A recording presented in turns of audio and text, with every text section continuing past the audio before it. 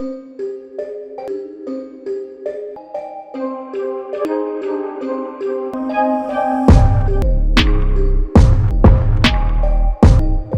right, guys, we're back with an emergency episode today. So basically, I'm doing this episode. I wasn't going to put up a Halloween ranking. I decided to put one up because a friend of the show and someone I consider a friend recently sent me their top 10 horror films of all time. You guys might have seen them on the show during one of our debate episodes, Carlito. Okay, so it's been hurting me because I consider Carlito a friend. I think he's somebody that has good movie knowledge. But, when he sent me his top 10 list, I was like, man, I don't want him to go to a party and, be talking to somebody and be like, yeah, hey, look, man, I got Mandy as my number 4 all-time rated horror film or even Smile. And I was like, God, I got to make a list. To help out a friend and help out anybody that might watch this episode and say, you know what, it's Halloween tomorrow, and I want to put up a good movie to watch. I want to put something on that I'm gonna like. So here are my top 10 Halloween horror films of all time from me, an expert. At the honorable mention spot, we have Haunt from 2019 and Hell House LLC from 2015. Both I would consider indie horror films, considering their budgets. Very straightforward movies. They're both actually set in haunted houses, and it's not really A+ acting or A+ writing. They're just very scary movies. So they're not in my top 10, but they're definitely honorable mention. Okay, so that's Haunt from 2019 and Hell House from 2015. Okay, so let's start the list. At number 10, I have Terrifier from 2016. I think Art the Clown is now in the same, is a horror icon. I'm going to put him there with Michael Myers, Freddy Krueger, and so on. Ghostface, the Clown from It. And it's a movie that, Art the Clown, the character, is really one of the most creepy looking, one of the more nasty looking slashers of all time. It's a straightforward plot.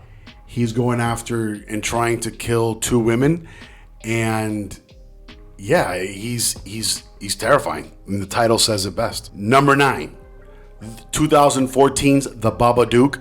I haven't seen this movie in a long time, but I do remember that the camera work specifically really makes this movie terrifying. Not only that, but I think the acting by the child and the mother and that whole dynamic throughout the film really lends to the story and making it, for me, an all-time classic. At the 8th spot, we have Scream from 1996.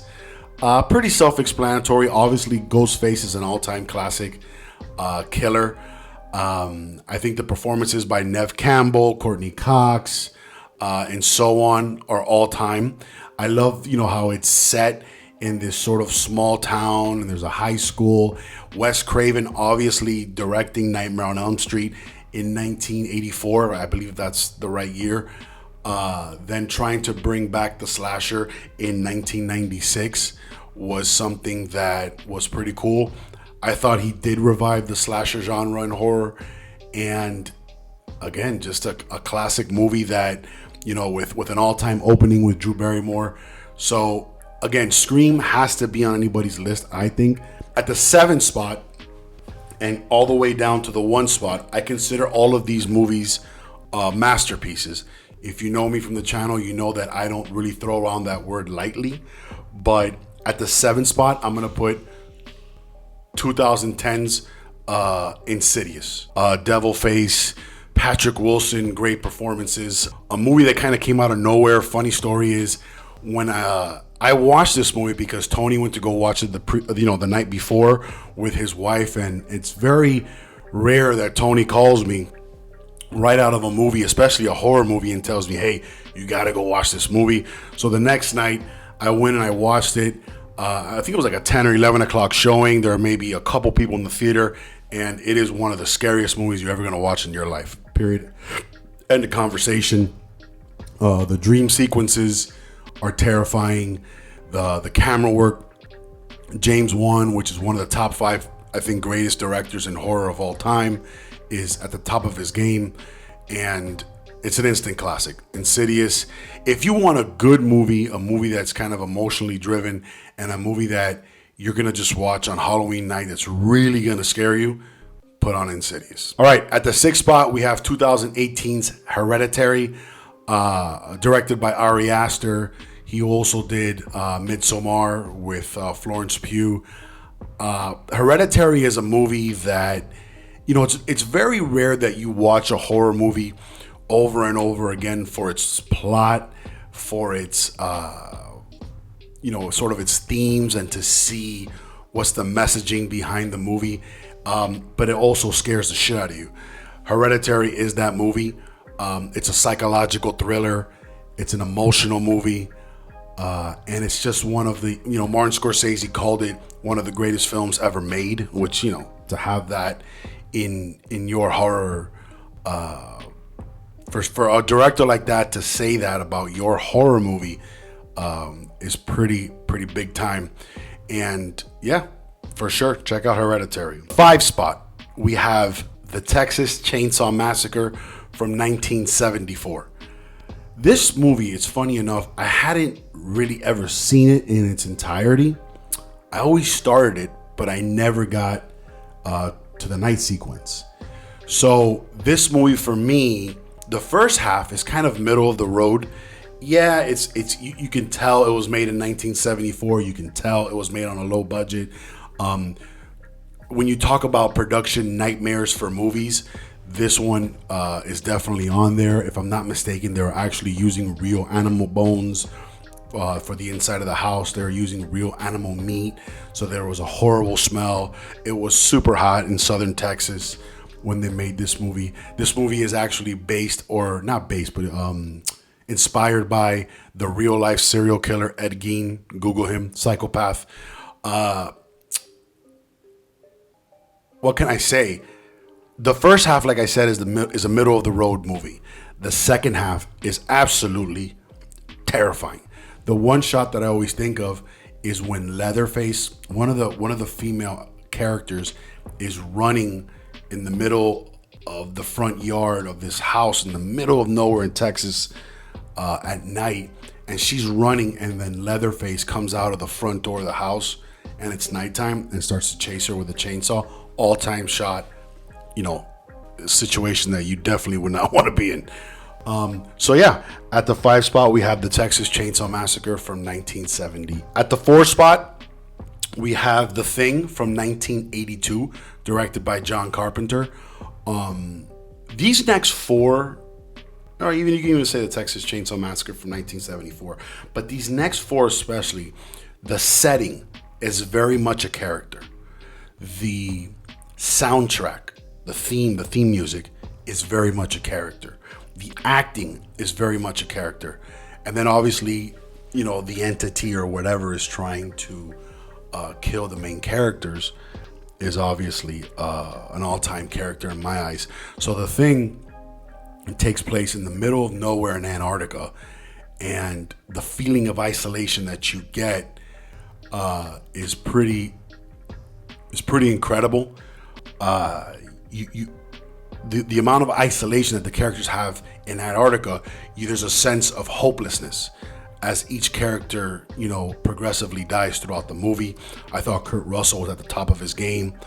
All of the other ancillary actors did a great job as well.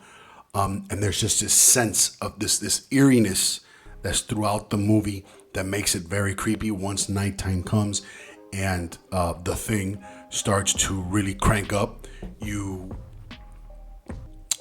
It's very scary. So, number 4, I got The Thing, 1982. The 3 spot, I have Signs from 2002, starring Mel Gibson, Joaquin Phoenix, directed by M. Night Shyamalan. To me, the best horror movie in the last 20 years, obviously. Again, the setting, Bucks County, Pennsylvania. The movie was shot in Pennsylvania. What else? An emotional movie will make you question your faith, whatever that may be. It'll make you question the relationship that you have with your children, and what you are willing to do for them. I thought the cornfield was very effective. I thought that the creature that is shown in the movie is very effective. Joaquin Phoenix and Mel Gibson, absolutely at the top of their game, acting wise. And again, that sense of eeriness, creepy, what's gonna happen. M. Night, very intelligently throughout the movie, gives you little tidbits. He gives you, oh, this is what it is, and then he kind of, oh, okay, what was it that I just thought, and he keeps you guessing. And then obviously towards the end of the movie, there's the reveal. But I've never seen a movie like Signs where from beginning to end it's scary.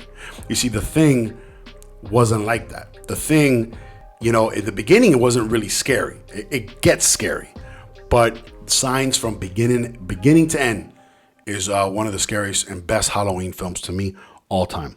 Okay, number 2. Again, we have a movie that in the beginning is not so scary, but then it really cranks it up, and that is The Shining from 1980. Jack Nicholson at the top of his game, and to me, the greatest, the master directing, Stanley Kubrick. For me, he is probably the 4th greatest director of all time. I'd probably go Spielberg, Scorsese, Fincher, then Kubrick.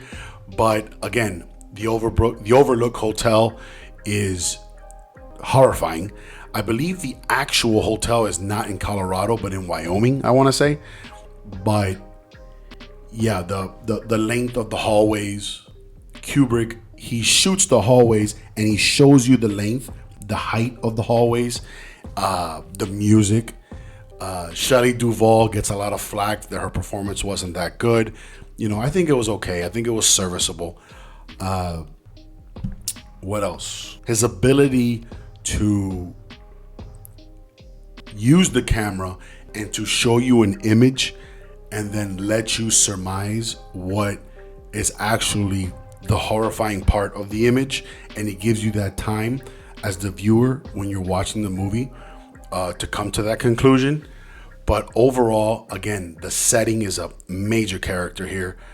The isolation, the fact that Jack Nicholson has lost his mind and is trying to murder his wife and child with an axe. Not a situation you want to be in. And at the one spot, if you don't have this movie in your top 10, Carlito, then you probably just don't know a lot about horror, because Halloween 1978 is the greatest horror film of all time. It's in my top 20 films, period, of all time. John Carpenter, again, directed The Thing, but in this movie, it's weird to hear him talk about the movie now, because he talks about it like, well, I was just doing a movie, and then, it's one of those things where he had a moment where he created a masterpiece, and obviously at the time he didn't know he was creating that. The score is the greatest horror film score, one of the greatest movie scores of all time. The character of Michael Myers in the actual script of the movie is not Michael Myers. It's just known as The Shape, and that lended to it how scary the movie was. You see this, glimpses of the White Mask, which is actually a William Shatner from Star Trek actual mask of him, but they just took the color off and they added the hair or whatnot. And yeah, an absolute icon. I think that Michael Myers to me represents all of our greatest fears, of the boogeyman, of what's outside my window, what's underneath my bed, what's in my closet at night, a feeling that we've all had. So again, guys, these are the 10 greatest horror films, Halloween films to me of all time. A lot of people might say, like, where's Saw? Where's Alien? Where's What Lies Beneath? Those movies to me, yes, you can consider them horror, but for me, they're more suspense, thriller, mystery. Looking back, I probably should have found some space for Alien from 1978, I want to say, with Ridley Scott directing. But besides that, I feel very confident of my list. So like, subscribe, and I'm glad I could help Carlito out a little bit. Dale, I'm out.